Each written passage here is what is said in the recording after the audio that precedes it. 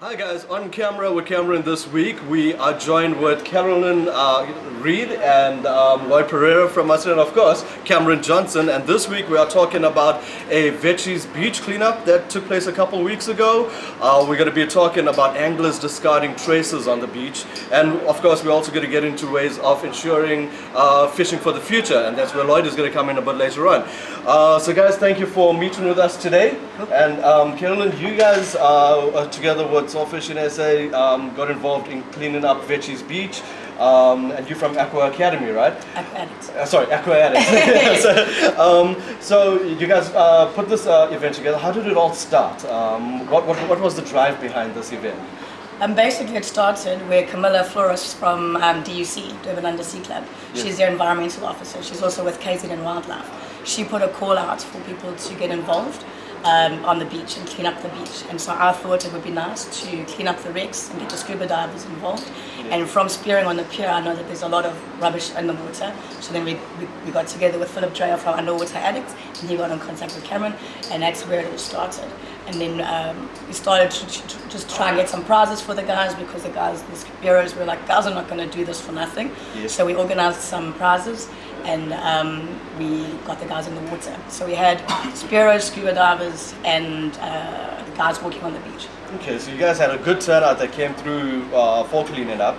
Considering the rain, actually, it Yes. was quite a bad turnout. I mean, we had 10 spearos, 5 scuba divers, and about 30 or so guys walking the beach. But from the stats you mentioned earlier, there was a lot you guys picked up. They just So- put a lot of effort, and they did very well. Well, now, what did you guys find on that cleanup? Well, the spearos picked up about 200 Spark plugs. plugs. 200. Yeah. 200 plus. That's typically used as sinkers by rock and surf fishermen Yes. from the pier. So nobody else is responsible for those. Sure. And then about 60 kgs of weights and a bunch of line. There was a lot of line tangled up under the water. And then we picked up line. We picked up about 20 kgs on the scuba diving side of line and sinkers. And then the interesting stats is what the guys picked up on the pier. So it was about 205 kilograms in all that we picked up. And on the pier was by far the most, 100 and something. 112 kgs. Gee whiz. Okay, Al, would you like to share some of those stats with us? From the turnout point of view, unfortunately we didn't get a lot of time to advertise it amongst the fishermen, but it did go out a couple of times on Salt Fishing South Africa and a couple of the other fishing forums. And I'm sad to say that not one single rock and surf fisherman picked up for that cleanup. Philip is hoping to organise another one in February, and we're going to really drive hard this time, and hopefully we'll see some representation from the angler side. Carolyn, Okay. how about the stats? Yeah. So the top 4 things that we picked up was 675 cigarette butts, 488 food wrappers, 357 bottle caps, plastic bottle caps, 299 straws. They also picked up 104 lines of fishing line, 17 fishing nets, and about 8 meters of line.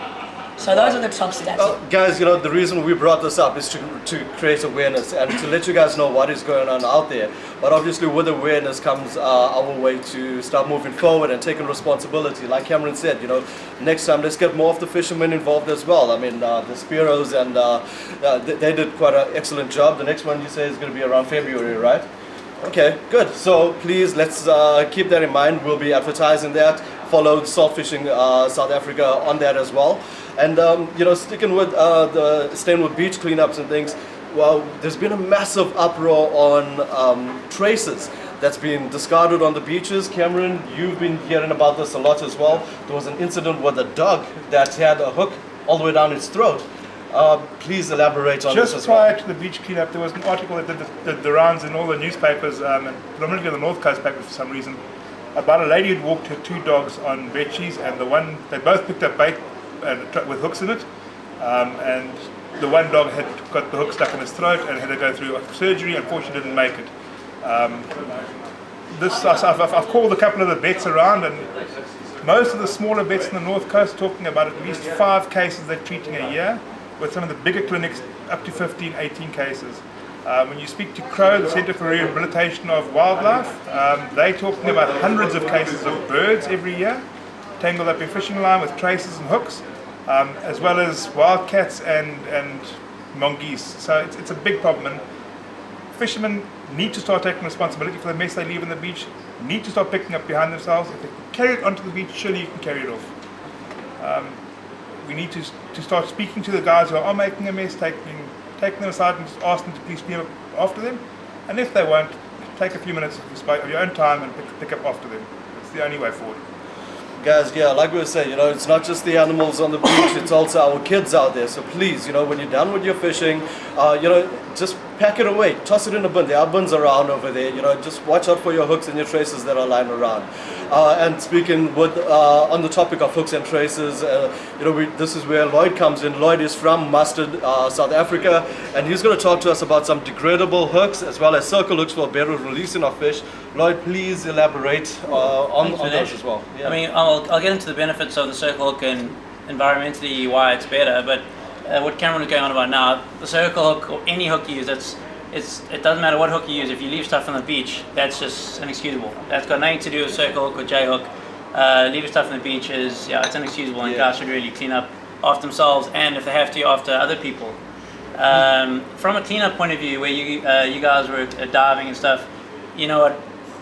That's really out of the angler's hands. When you get stuck, if you get stuck and you can't wind it back, so be it. You have to snap it off. Now I say so be it. It seems like I'm being quite flippant about it, but you're actually leaving. But now it does not degrade. Hooks slowly rust underwater. They only rust properly when they get activated with oxygen as well. So what we just deem is out of our control actually is being quite irresponsible in certain ways. So you do need to minimize how you get stuck and what tackle you fish with and where. The one thing about the circle hook, and a lot of people speak about the environmental part of it, hooking a fish in the corner of the mouth, which I'll get to. But the other thing is the circle hook doesn't get stuck as much in the rocks. Yes. So when you're fishing a heavy rock, especially when you're scratching, you're fishing with two small hooks. If you fish with two J hooks, you get stuck often, you break off, you retie, you go through 10 hooks in a session. Yeah. You know what I mean? It's a lot of nylon you're leaving in the surf, lead you're leaving behind, so it's not really that great. If you're fishing a super foul area, a circle hook is brilliant. The other thing which I did touch on just now is that the circle hook is designed, the way you knot it and the way that you let the fish eat, it's designed to hook the fish in the corner of the mouth. Now if you hook in the corner of the mouth, you're not hooking in the stomach or the gills, that fish has a far, far greater chance of surviving.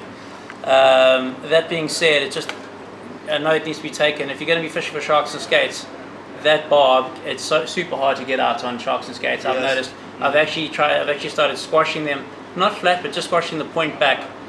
Just so that you can actually pop it out of the fish when you want to release them. The other thing as well is obviously being involved with the sales of mustard. I've seen the trend of stainless steel hooks go down. The sales go down in the country, which is great to see. Yes. Stainless steel, you don't want stainless steel hooks in the water. That's going to stand the fish for life. Cameron and I were actually having a little conversation before we started this chat, and it's a very interesting point which I only found out recently is we all think that the hooks rust out of a fish really quickly. They actually don't. Only once they get sort of opened up to oxygen and salt, that's when they rust quicker. And Cameron pointed out the deeper the fish, the longer it takes. So for a hook to rust out, it can take months. Yes, yeah. Some of the big sharks will carry a hook in its mouth for a couple of years. They deep ocean fish. Yeah. So I found that very interesting as well. So long story short, just the great thing about the circle hook is you get stuck less, you lose less tackle, and when you're fighting a fish and you land it, generally 90% of the time it's in the corner around the lip of the mouth.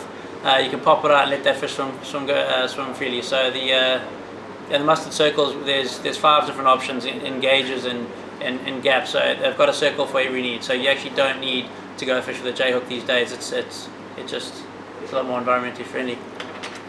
Perfect. Well, guys, that's certainly some ways of us fishing for the future, and obviously going back to Salt Fishing South Africa, their segment on catch and release, the competition has ended, but please constantly be sending your photos through, because that there is obviously going to encourage more anglers on the catch and release of fish. Cameron, is there anything else? Just that we do on a monthly basis award Kingfisher mono line prizes for the best release catches. So if they keep coming in, we'll keep rewarding them. Cameron, you mentioned Crow and what they do. Please tell me a bit more about what they do for the environment. Crow is it's a Durban-based national organisation, but we have a big branch in Durban. They CROW stands for the Centre for the Rehabilitation of Wildlife, and they look after all sorts of wildlife that comes in injured, road traffic incidents, snares, everything from small buck, owls, eagles, anything that's injured, they look after, they rehabilitate, and they release. They're a fantastic organisation, and they're one of the big charities, that non-profit organisation that you could use a lot of help. If you guys would like to get involved. Perfect. Well, guys, thank you for joining us today. Thank you, Carolyn, Cameron, Lloyd, and of course, special thanks to Dawa for bringing the segment together. Yeah, that's it. Until the next time on Angling Times, take a photo and release, fish for the future, and yeah, that's it. Great. Thank you. Thank you so much. Thanks, guys. Thanks, Ganesh.